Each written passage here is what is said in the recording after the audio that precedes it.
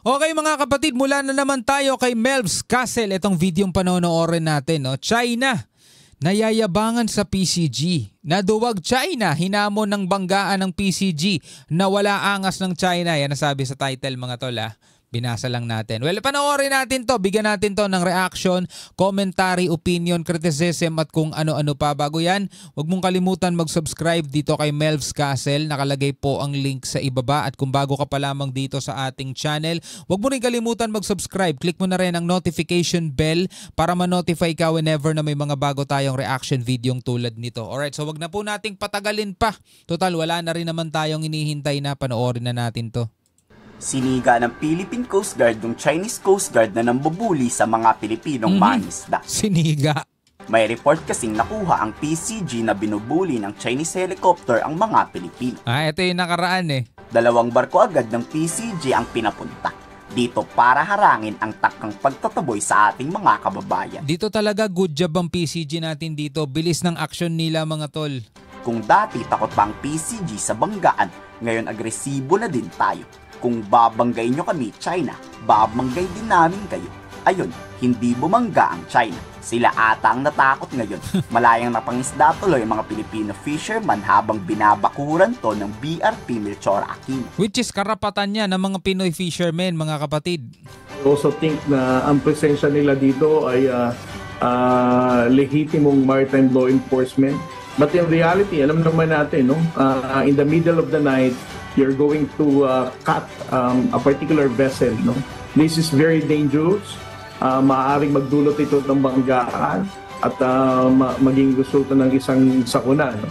Actually mga tol, yung ginagawa ng China, no, dahil na basang-basa na rin natin yung kanilang kilusan, yung mga ginagawa nilang pag-water cannon, mga pagbangga sa atin mga tol, calculated lahat nila yan. Hindi yan makakapagdulot sa atin ng paglubog ng isang barko dahil iniiwasan din nila yon. Ang gagawin nila sa pagwa-water cannon, pahihintuin nila, sisirain nila yung barko. Pero hindi naman to the point na patatamaan nila yung crew o kaya naman ay palulubugin nila yung barko. Hindi pa sila aabot sa ganon. Kasi nga, ang tawag doon sa ginagawa nilang taktika is yung gray zone tactics mga kapatid, no?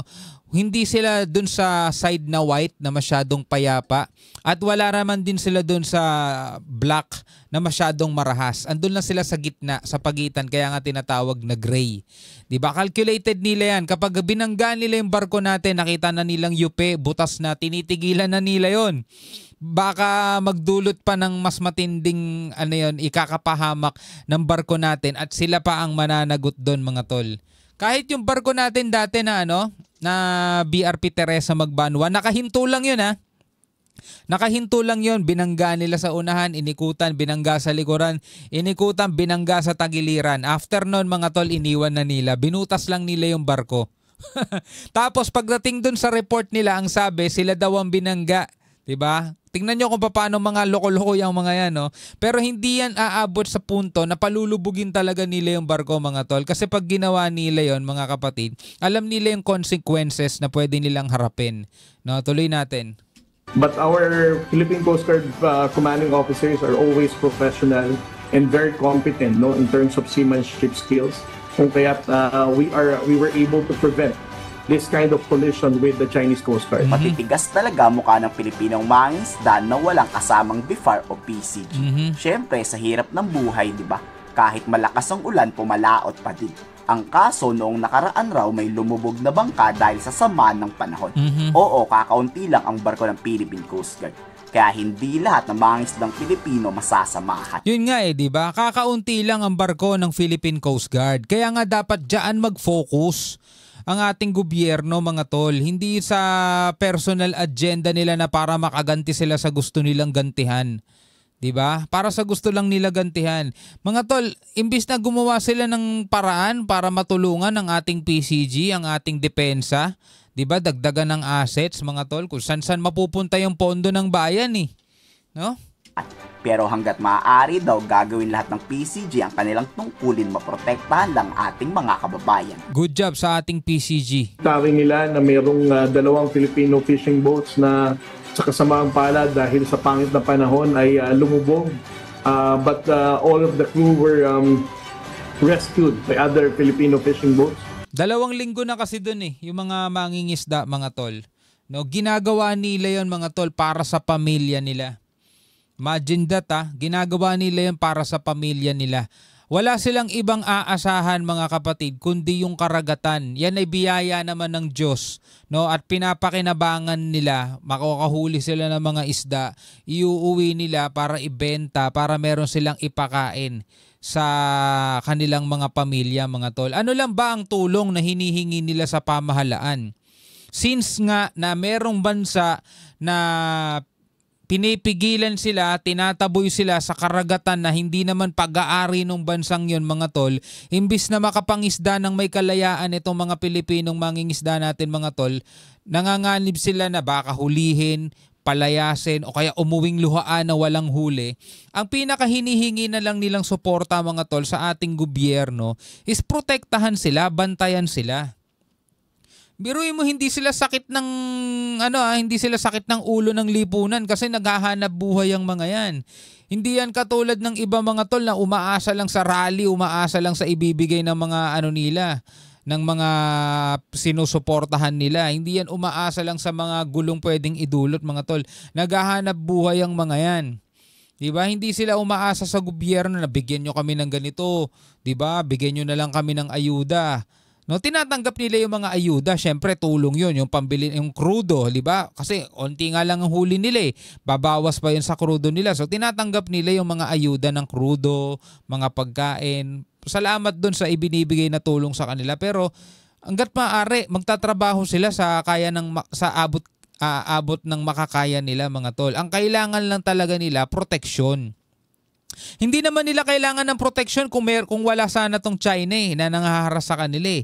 Pero nandiyan nga ang China, pinapalaya silang lagi na sa karagatan na hindi naman pag-aari ng China. So protection lang ang hinahanap nila, ang hinihingi nila sa ating gobyerno. Pero paano nga maibibigay yung full protection, mga tol, kung kulang tayo sa barko? 'Di ba? Kung kulang tayo sa mga assets. Dapat yun ang nakikita ng ating mga humahawak ng budget ng gobyerno. Kung talagang para sa Pilipino ginagawa nila, hindi para sa sarili lang nilang kapakinabangan. So wala namang nasawi or nawala. Instead of the commandant, the moment na malaman namin na mayroong mga mines ng Pilipino na nandito sa Iroquois Reef or Rosuri, ay sisiguraduhin namin that we're going to maintain our presence there. To ensure the safety and security of our Filipino fishermen. Yes. Dahil gaya nga na sinabi mo, they are more confident that they can be able to freely fish, and the Chinese are all going to hesitate harassing our Filipino fishermen kapag merong Philippine Coast Guard vessel or any Philippine maritime forces na nandito sa West Philippines. Yes, kahit papaano nagkakaroon sila ng hesitant, 'di ba? Na manggulo o harasin yung ating mga mangingisda kapag nakikita nilang may presensya tayo ng PCG. Diba? Hindi makapasok o makalapit sa West Philippine Sea ang mga Chinese Maritime Militia lang. Bakit? May naaresto na kasing illegal Chinese vessel at agad tong pinulong. Sa latest monitoring pa ni retired Air Force General Ray Powell, kitang-kita na walang nanghas na barko ng China ang pumasok malapit sa EEZ, maliban na lang sa China Coast Guard. Pero lahat ng militia vessel nandoon sa Subi Reef, sa artificial military island ng China. Ano kayang dahilan bakit China Coast Guard lang matatapang? Tapos hindi naaalarma na ngayon ang Philippine Coast Guard. Baka dahil to sa US Navy warship o baka may US Coast Guard din dyan. On a particular place at a particular time. So it's nothing to be alarmed. Sapagkat sinasabi nga natin, all over the South China Sea, there could be as many as 250 of these maritime militia vessels. We will keep performing our mandate, our duty of ensuring the integrity of the national territory without fanfare. Ganyan dapat PCG at AFP. Aksyonan nyo agad at dapat hindi natin ipakitang takot tayo sa banggaan. Kayo, ano masasabi nyo sa ginawang aksyon ng Pilipinas? Good job! Good job talaga, yun ang masasabi ko dyan. Kayo, ano masasabi nyo dyan? Pwede kayong magbigay ng komento, pwede kayong magbigay ng inyong opinion at reaksyon. Ano sa tingin nyo mas mahalaga, mga kapatid? no? Yung gastusan ng Pilipinas, yung impeachment, doon maglaan ng budget, doon maglaan ng oras para sa kapakinabangan ng mga gustong gantihan lang ng Duterte, o yung budget, mga kapatid, idagdag na lang, no, pambili ng ating mga assets para maprotektahan natin yung ating mga Filipino fishermen na nagpapakahirap, no? Bigbubuwis ng buhay kaso hinaharas ng China, no? Ano sa tingin ninyo? Comment kayo sa ibaba. Hanggang sa muli, ako nga pala si Shobaldi. Peace out.